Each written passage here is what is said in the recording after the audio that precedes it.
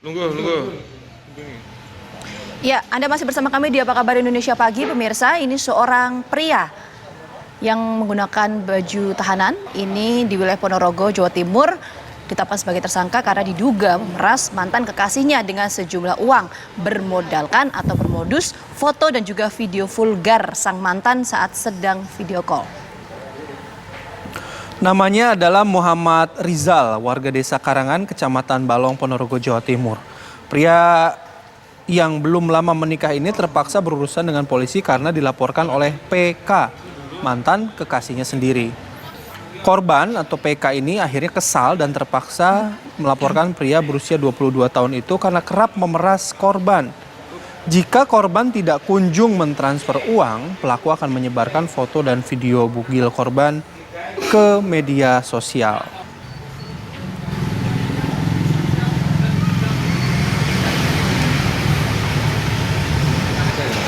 Nunggu.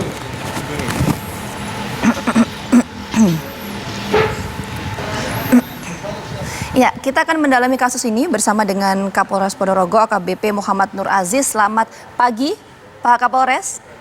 Selamat pagi, Mas Bayu, Mbak Gina. Ya, selamat pagi, Pak Kapolres. Ini pemerasan yang dilakukan oleh pelaku terhadap korban sudah berlangsung berapa lama dan total kerugian korban mencapai berapa rupiah, Pak?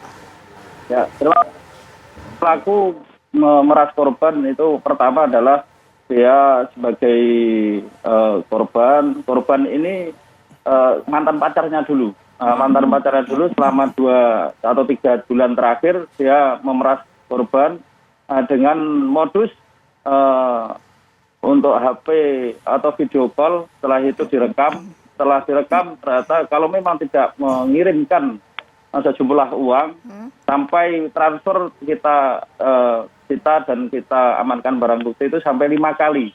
Karena anak ini pelaku adalah korban adalah anak tukang batu, jadi kasihan juga dan jumlahnya sekitar 5.760.000. Oke. Nah, yang mendasari si pelaku ini akhirnya atau yang memicu si pelaku ini akhirnya mencoba memeras korban ini apa, Pak? Ya, karena modusnya adalah call atau sifatnya videonya tadi disampaikan menggoda korban. Dengan adanya itu video call ini sudah direkam dengan video vulgar, dengan tidak pakaian senonoh dan lainnya. Selain itu terus habis itu direkam. Ya, itulah yang membuat pemerasan nanti akan disebarkan kepada masyarakat luas. Dan korban merasa tidak terima karena diperas itu dan melaporkan kepada kepolisian. Berarti motifnya ekonomi ya, Pak ya? Iya, modusnya ekonomi, juga mungkin pemerasan ini. Ini kan keduanya merupakan sepasang kekasih dulunya, Pak. Iya. Alasan kemudian memutuskan hubungan ini apa, Pak? Ya, karena yang pelaku ini sudah menikah juga, barusan juga sudah menikah. Terus yang modus untuk pelaku ini yang jelas dia pengangguran juga, belum bekerja secara pasti. Untuk itu dia mencari sesuatu yang menghasilkan ibaratnya. Makanya dia kenalan dulu dengan pacarannya yang dulu. Setelah itu ya dengan adanya modus-modus seperti ini kita harus antisipasi kepada seluruh warga, khususnya yang memakai handphone harus. Nah, Pak, ada indikasi nggak Pak si pelaku ini tidak hanya memeras korban PK ini sekarang? Ya, indikasinya untuk yang korban ini ya terpaksa diancam. Nah, artinya mungkin ada korban-korban lain sebelumnya, Pak Aziz?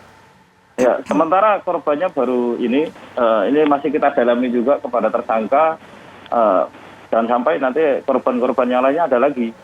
Tapi sementara dia sampai sekarang masih baru seminggu kita amankan dan kita interogasi baru 1 ini.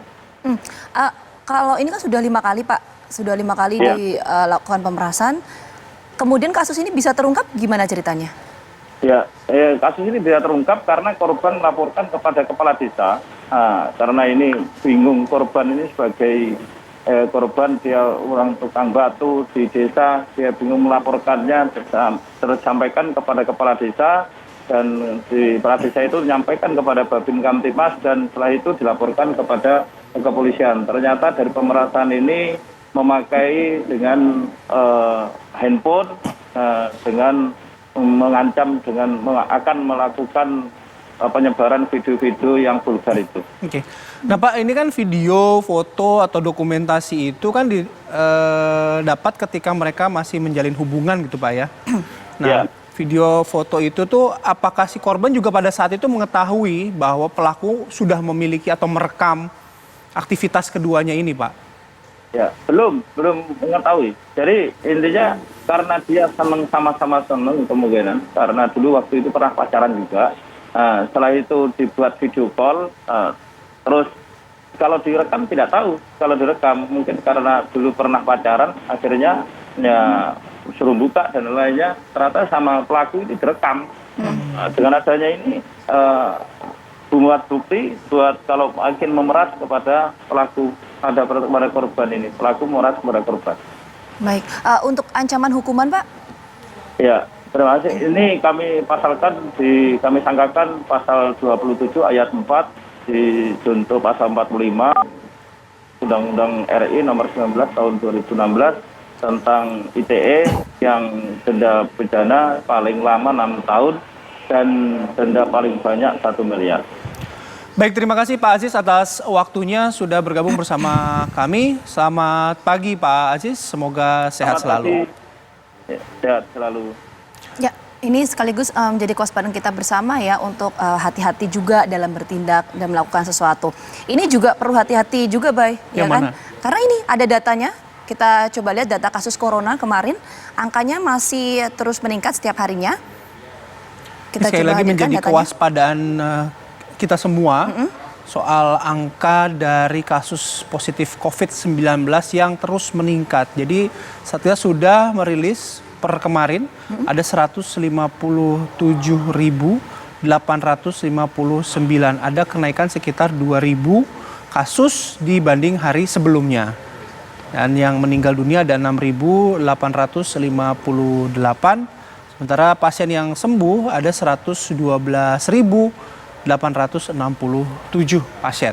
Ya, ini tentu menjadi pengingat kita bersama untuk terus mematuhi protokol kesehatan, jaga jarak, jaga imunitas badan juga, jaga kebersihan. Mengingat kita tidak tahu ya kapan virus ini akan berakhir. Ini juga sejumlah peneliti belum dapat memprediksi kapan berakhirnya. Oke, jaga jarak, kemudian mencuci tangan, dan juga menggunakan masker menjadi protokol kesehatan yang wajib dilakukan, termasuk di semua aktivitas. Nah, ketika sudah ada jaminan tersebut, apakah sebuah aktivitas konser patut diselenggarakan? Oh, yang tadi di wilayah Jawa Timur ya, Betul. Pak, yang tadi sempat Bayu sampaikan. Nah, ini kira-kira apa sih urgensinya menggelar konser ini dan juga amankah di tengah pandemi COVID saat ini? Kita nanti akan bahas ya. Usai jeda kami kembali hadir.